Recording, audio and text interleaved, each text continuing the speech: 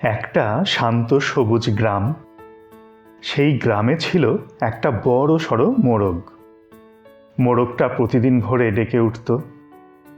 সেই মোরগের ডাকেই সবার ঘুম ভাঙত। বলা চলে সেই মোরগের ডাকেই গ্রামের সকাল শুরু হতো। এই নিয়ে মোরগ বেশ গর্ববোধ করত, আর এটাকে অনেক বড় দায়িত্ব মনে করে প্রতিদিন ভোরে ডেকে সবাইকে জাগাতো। সেই একই গ্রামে বাস করত একটা কালো কাক। তার কণ্ঠ ছিল খুবই কর্কশ, আর স্বভাব ছিল ঝগড়াটে।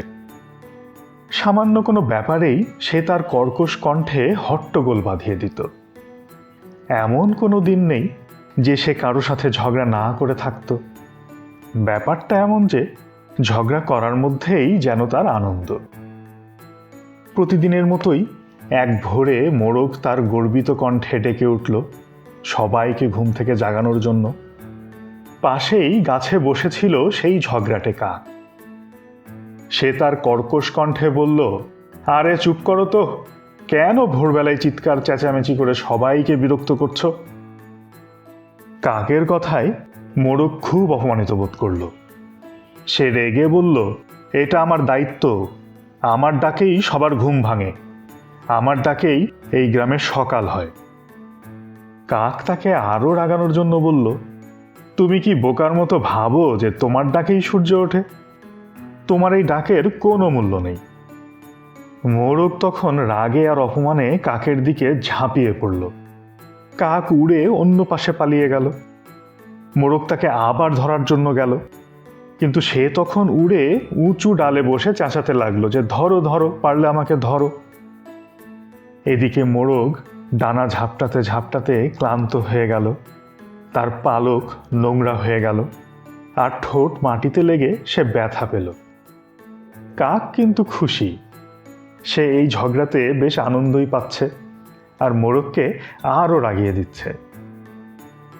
আর এই সবই লক্ষ্য করছিল পাশের পুকুর পাড়ে বসা এক জ্ঞানী কচ্ছপ।